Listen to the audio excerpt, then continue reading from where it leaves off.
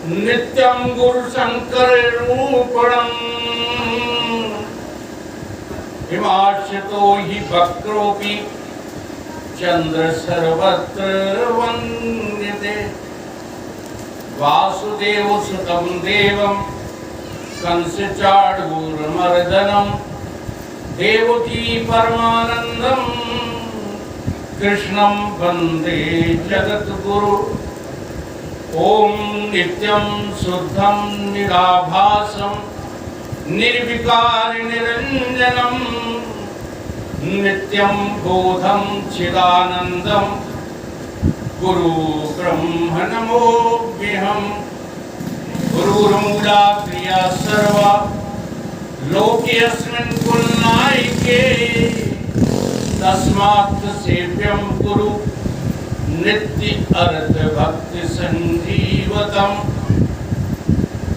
मोहनिशातं देख विषेक अखंड तिमार हुए सुखधामी पूर्ण प्रकाश भयोर में हिम द्वैत कयो लखे खिलनामी सद्गुण कुंज खिले मन मानस कर्म उलूक दुरे भोगामी आत्म रूप विराज रहे गुरुदेव को बारंबार नमामि गुरुदेव को बारंबार नमामि।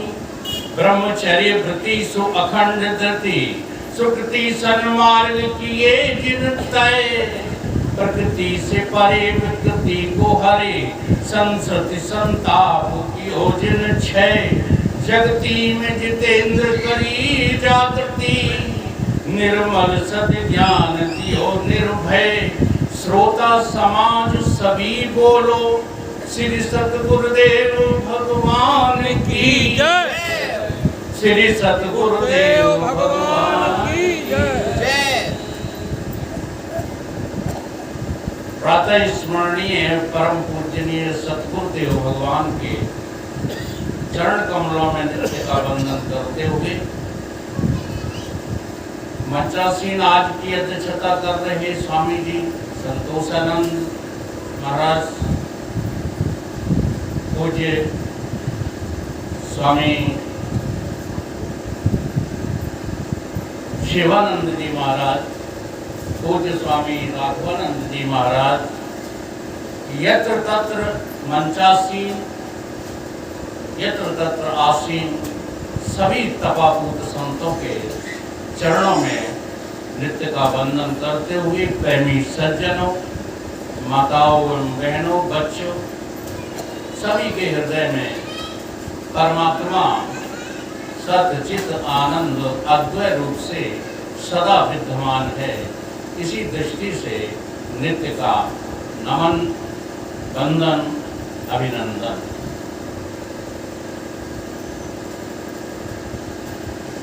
दिग्भ्रांत मनुज क्यों भटक रहा अज्ञानी बनकर के जग में रे दुखाक्रांत निज नेत्र खोल आनंद भरा है रग रग में तेरे अंदर है सर्व शक्ति तू भूल रहा निज सत स्वरूप तेरी भ्रम रूपी माया की कृत है ये जगत का तमय कूप प्रज्ञा प्रदीप प्रज्वलित प्रखर कर पावन कर निज मन मंदिर का रे खोल डाल ये अवगुंठन जिससे वैष्टित प्रभु अंदर का जिससे वैष्टित प्रभु अंदर का।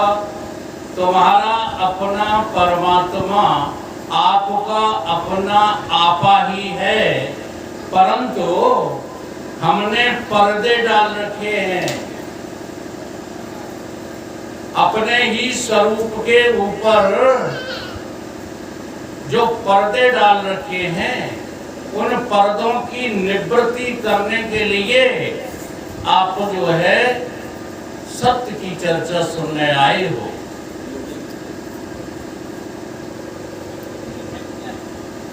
इस सत्य को हृदय से स्वीकार करना है यदि,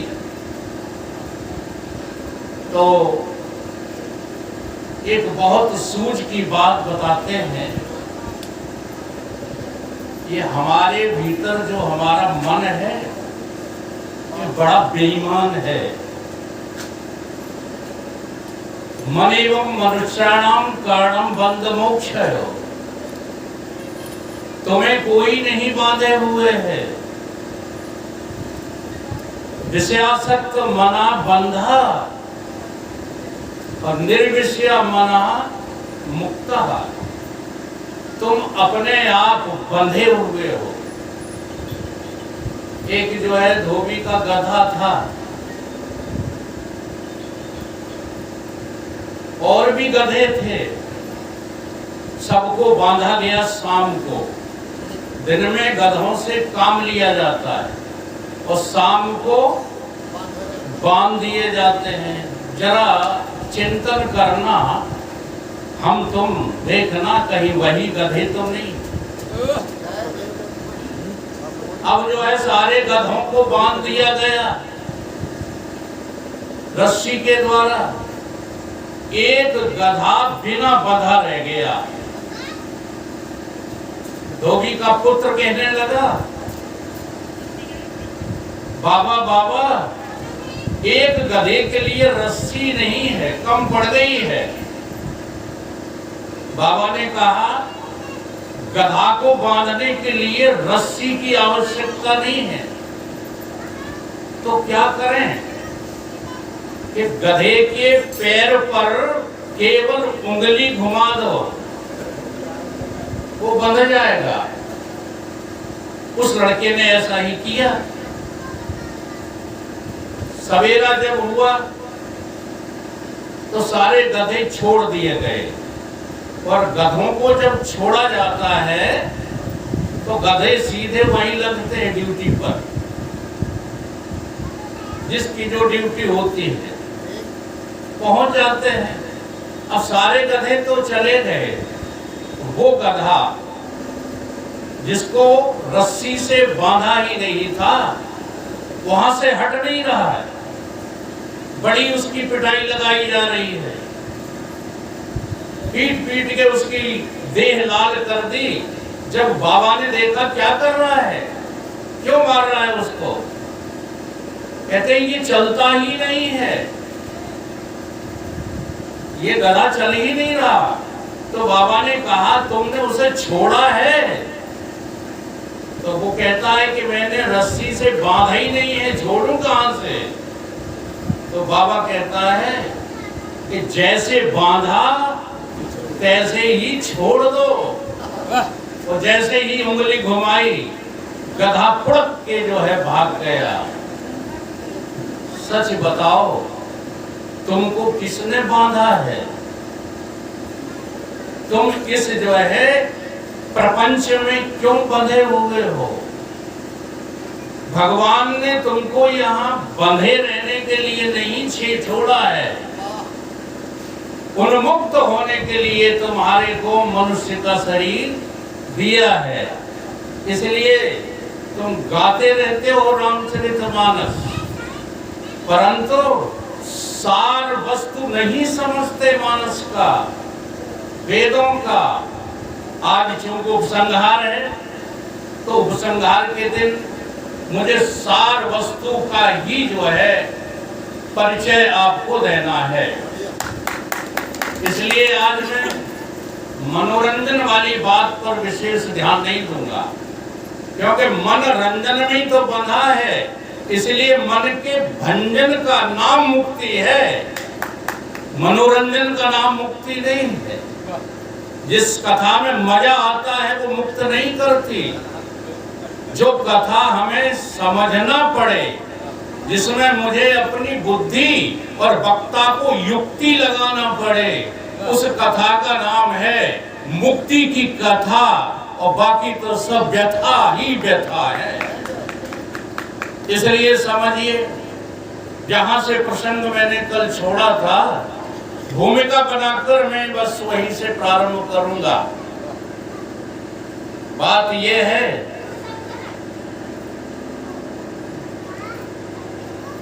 कि जितने भी वेद शास्त्र हैं सबका संतों ने मंथन किया। आदिगुरु शंकराचार्य की ज्ञान संकलिनी का ये सूत्र है। वो कहते हैं मथित्वा चतुर वेदान सर्वशास्त्राणि तथा वही सार वस्तु योगी पिबत पीत क्रम पंडितः। सारे वेदों को, शास्त्रों को, उपनिषदों को, श्रुतियों को मंथन करके सार वस्तु योगी पा गया, और जो असार वस्तु है, जैसे माताएं जो है दूध का जब मंथन करती हैं तो उसमें सार वस्तु क्या होता है? घृत, और असार वस्तु होता है मही, मट्ठा। तो प्राचीन काल में इस मट्ठे को भूरे पर फेंक दिया जाता था। आज उसकी वैल्यू हो गई है, वो भी इसीलिए हो गई है क्योंकि हमारी वृत्ति भी तो मठे में, प्रपंच में ही लगी है, इसलिए मठा वैल्यूबल हो गया। और घृत इतना महंगा कि उसकी तरफ कोई देखना भी नहीं चाहता। ये महंगा लगता है, नहीं तो हमारे यहाँ जो भक्त जी ने चम्मचों के द्वारा घी परसा है। अब चूंकि मुझे तो बीमारी लगी है, मन कर रहा था कि 2-4 चम्मच पी जाऊं। तो घृत और मट्ठा पृथक पृथक करना ये योगियों का काम है। तो योगी कौन होते हैं? समझदार, जो युक्ति रखते हैं बुद्धि के साथ साथ। बुद्धि से तमाम जो है वेद शास्त्रों का संग्रह कर लेना सार वस्तु को पाना नहीं है। आप उसमें अपनी युक्ति भी तो लगाइए, सतगुरु की शरण में जाकर के कुछ प्राप्त तो कीजिए। तो उसी का एक जो है वर्णन हमारे रामचरितमानस में आया है। तीन विविध तप तीनों भाई, परम उग्र सो वर्ण न जाई। गए निकट तप देख विधाता, मांगो बर प्रसन्न में ताता। कर बिनती पद गए 10 सीसा। ये तीनों भाई कौन है? रावण, कुंभकर्ण और विभीषण। कर बिनती पद गए 10 सीसा, बोलो वचन सुनो जगदीशा। हम काहू के मरे न मारे। अब देखो कितना बड़ा मूर्ख है। ईश्वर से क्या मांग रहा है? वो मांग रहा है जो ईश्वर दे ही नहीं सकता। जी हाँ, एक थोड़ी सी श्रृंखला बता दें, ध्यान देने योग्य बात है। मैं सार वस्तु पर आज चर्चा कर रहा हूं, तो मैं पटाने वाली बात नहीं कर रहा हूं। इसलिए ध्यान देना, विपरीत भावना मत करना उसमें। प्रहलाद को किसने बचाया? नरसिंह भगवान ने हिरण्यकश्यप को मारकर प्रहलाद को बचाया। बचाया कि नहीं बचाया? अच्छा, सुग्रीव को किसने बचाया? राम ने। ठीक है, भगवान कृष्ण ने द्रौपदी अर्जुन को बचाया। ये मैं क्यों बता रहा हूं? इसलिए बता रहा हूं, जरा ख्याल करो कि बचाने वाले और बचने वाले दोनों मर गए कि हैं?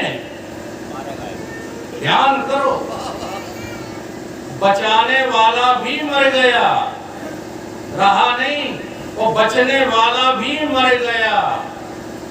मर गया कि नहीं? और जो कभी नहीं मरा वो ये बैठा है सामने सर। तो हमें उसका ख्याल करना है जो कभी मरता नहीं है। लेकिन ये मूर्ख रावण क्या मांग रहा है? कर बिनती पद गए 10 सीसा। बोलो वचन सुनो जगदीशा, हम काहू के मरे न मारे। मानुज मानुज वानर मनुज जाते कोई बारे। एवं मस्त तुम बड़ तप कीना, मैं ब्रह्मा मिल तोए बर दीना। वरदान दे दिया। फिर कहाँ गए? उन प्रभु कुंभकर्ण पर गयो, ताय विलोक विस्मय भयु। जो ये खल नित करे आहारा, हुई है बेग उजार संसारा।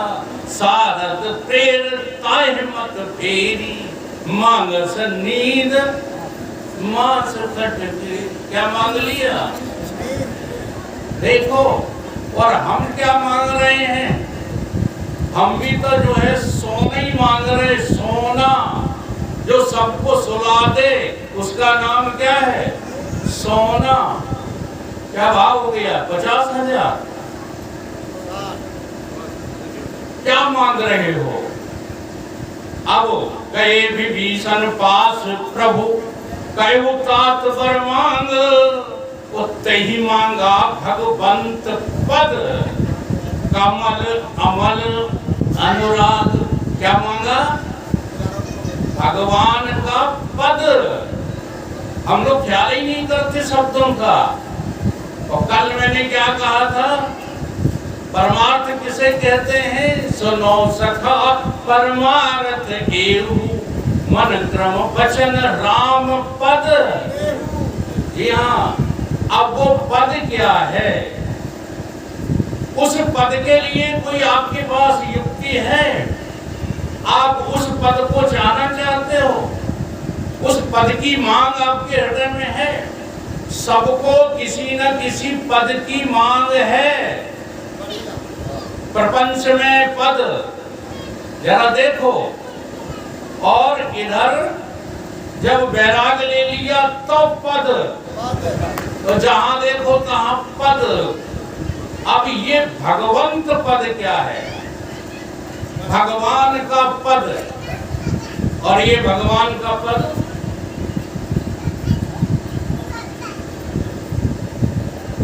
श्रुति ने कहा, समझने योग्य बात है। श्रुति कहती है, एतद ही सर्वम, एतद ही सर्वम अयम आत्मा ब्रह्म। अयम आत्मा चतुष्पाद।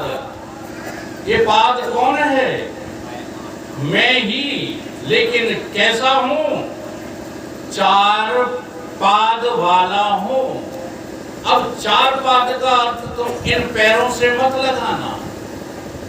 जैसे कि बैल के 4 पांव होते हैं, गाय के 4 पांव होते हैं, उस पद की बात नहीं है। ये लक्षणावृत्ति लगाकर के इस बात को समझना है। ये वो पद है जो सबके पास मौजूद है, परंतु उधर ख्याल नहीं है। वो 4 पद कौन कौन से हैं? तो देखो, भगवान के जो 4 पद हैं, पहले उनका नाम बता दो। उन्हें कहते हैं विराट, हिरण्यगर्भ, अव्याकृत और ब्रह्म। ये 4 पद हैं। और ऐसे ही जीव के 4 पद हैं, हमारे तुम्हारे। विश्व, तेजस, प्राज्ञ और कूटस्थ साक्षी आत्मा। ऐसे ही गुरु के 4 पद हैं। रोजाना स्मरण करते हो, गुरुर् ब्रह्मा गुरुर् विष्णु गुरुर्देवो महेश्वरा, गुरु साक्षात परब्रह्म। ये 4 पद, ब्रह्मा विष्णु महेश और साक्षात परम ब्रह्म, ये गुरु के 4 पद हैं। ठीक है? आप अपने को देखिए, यदि आपने अपने 4 पादों को समझ लिया तो गुरु स्पष्ट हो जाएंगे, ब्रह्म स्पष्ट हो जाएगा। परंतु हम अपनी तरफ निगाह नहीं करते, इसलिए भटकते फिरते हैं ताकतवर लोगों की बातों में और जो विद्या का अभिमान लादे घूम रहे हैं उनकी बातों में और नाच कूदों में, मनोरंजन में फंसे हुए हैं। युक्ति नहीं है। युक्ति का बहुत अच्छा दृष्टांत, एक गांव में एक लड़ाकू चाची रहती थी। चाची भी कैसी? लड़ाकू, बहुत लड़ती थी, बेमतलब में लड़ती थी। एक जो है माता उनकी बहू की प्रशंसा कर रही, चाची तुम्हारी बहू तो बड़ी समझदार है, उससे लड़ गई। बड़ी आई समझदार की पूंछ, तू और वो बहू, लोग ये लड़ने वाली बात थी। यदि कोई बुराई कर दे तो उससे लड़ने को बैठ जाती, यानी लड़ना जिसका स्वभाव, उसे लड़ाकू, चाची हो, भाभी हो, मामी हो, कोई भी हो, जिसका स्वभाव लड़ाकू सो लड़ाकी। एक गांव में बहू आई तो कुएं पे पानी भरने के लिए आई। सारी महिलाएं उसको समझा रही कि जरा जो है होशियार रहना, लड़ाकू चाची आ रही है। तो उसने पूछा ये क्या है लड़ाकू चाची? कि ये बेमतलब में लड़ जाते हैं। तो वो बहू जो थी वो इन संतों के द्वारा पढ़ी हुई वेदांती थी। जरा यहाँ थोड़ा वेदांत शब्द आ गया है, इसको समझ लीजिए। जितने भी जानकारियां तुमने हासिल की हैं, संसार से जितने भी ज्ञान, जितने भी धन, जितनी भी संपदा, जो कुछ इकट्ठा किया है, सबके अंत का नाम है वेदांत। सबके अंत का नाम। अगर तुम इनमें फंसे हुए हो तो वेदांती नहीं हो सकते, कथावाचक तो हो सकते हो। ऐसी बहू, उसने कहा चिंता मत करो, वेदांती में इतना दम होता है, इसलिए संत दमदारी से बोलते हैं। इतना दम होता है युक्तिवान पुरुष में। वो कहता चिंता की बात नहीं, आज से लड़ना छोड़ देंगी चाची। और चाची क्या करती हुई आ रही थी? भैंस के ऊपर उल्टी बैठी चली आ रही, जैसे कोई लड़े।